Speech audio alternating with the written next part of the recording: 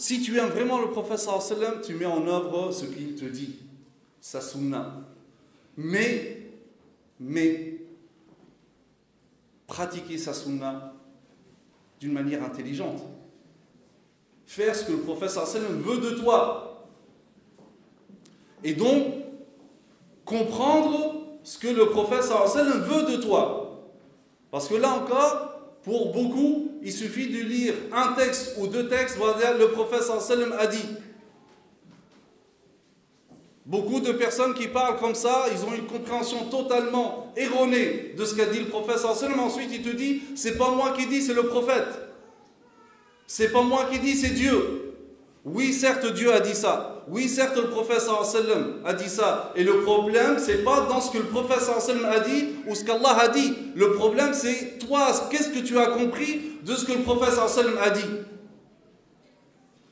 Donc ça suffit pas de dire non, mais c'est pas moi qui ai dit, c'est le prophète. Là, ça c'est toi, ça c'est ce que tu as compris de ce qu'a dit le prophète sallallahu alayhi wa sallam. Et ta compréhension, pourquoi tu veux l'imposer à tout le monde?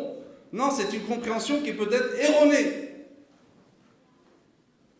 Donc, pour bien suivre la sunna, donc il faut comprendre qu'est-ce que la sunna et quelle est la sunna législative qu'il faut que je suive, ou quelle est cette part de sunna qui n'est pas législative. Et donc le prophète sallallahu alayhi wa sallam n'attend pas de moi que je le suive par rapport à ces choses-là, parce qu'il agit de par sa nature humaine ou selon son expérience personnelle, etc. Ça ne rentre pas dans le domaine législatif. Donc, pour pratiquer, pour obéir, pour prendre le prophète sallallahu alayhi wa sallam en tant que modèle, il faut comprendre qu'est-ce que le prophète sallallahu alayhi wa sallam veut de moi. Car le problème parfois, c'est ce que je ne comprends pas, ce que le prophète sallallahu alayhi wa sallam veut de moi. Pire encore, c'est de comprendre le contraire de ce que le prophète sallallahu alayhi wa sallam veut de moi. Et ensuite, j'impute ça au prophète sallallahu alayhi wa sallam. Parfois, sous prétexte d'être fidèle à une certaine littéralité du texte, je finis par trahir l'esprit même du texte. Et je me dis, oui, c'est ça la sunna. Là, c'est pas vrai. Donc attention sur ce genre de discours. Donc moi, je pratique la sunna. Moi, le prophète sallallahu alayhi wa sallam, il a dit ça. Et donc c'est la vérité absolue. Non, ça c'est ta compréhension. Et qui te dit que vraiment, c'est ce qu'a voulu dire le prophète sallallahu alayhi wa sallam. Donc voir tous les commentaires des savants, etc., les plus anciens, mais aussi les contemporains, pour savoir qu'est-ce que vraiment veut le prophète sallallahu alayhi wa sallam de moi. Réduire la sunna du prophète sallallahu alayhi wa sallam, réduire le fait de suivre le prophète sallallahu alayhi wa sallam à une apparence, ça c'est de faire du tort au prophète sallallahu alayhi wa sallam. À quelques rites, ça c'est faire du tort au prophète sallallahu alayhi wa sallam. Suivre le modèle prophétique, c'est suivre également son état, sa morale. C'est pas uniquement limiter la sunna dans une tenue vestimentaire ou une quelconque apparence. Le prophète sallallahu alayhi wa sallam n'est pas venu inculquer un mode vestimentaire, il est venu inculquer une façon d'être, une morale. Je n'ai été envoyé que pour parachever les nobles caractères. T'en es où, toi, de ces nobles caractères du prophète sallallahu alayhi wa sallam? Tu es où de l'indulgence du prophète sallallahu alayhi wa sallam, de la patience du prophète sallallahu alayhi wa sallam, de la modestie du prophète sallallahu alayhi wa sallam?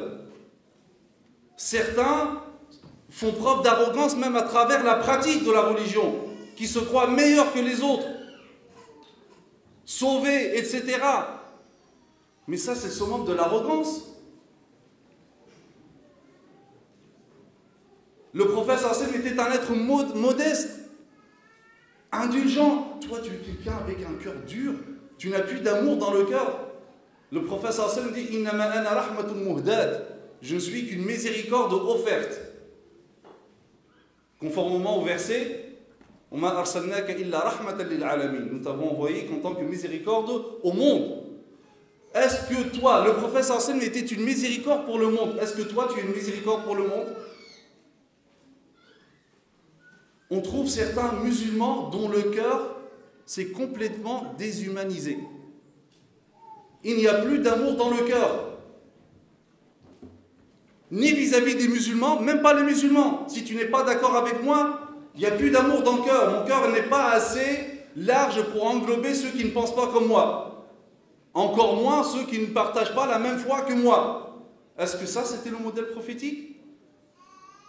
Il n'y a pas longtemps, dans un article qui se trouve dans le livre Voici le prophète sallallahu alayhi wa sallam, le prophète sallallahu alayhi wa sallam et les rapports intercommunautaires, je cite le hadith authentique du prophète sallallahu alayhi wa sallam. Lorsque un cortège funéraire passe, le prophète sallallahu alayhi wa sallam se lève en signe de respect. Et lorsqu'on lui dit qu'il s'agit des funérailles d'un juif, il dit Awalaysat nafsan, ne s'agit-il pas d'une âme?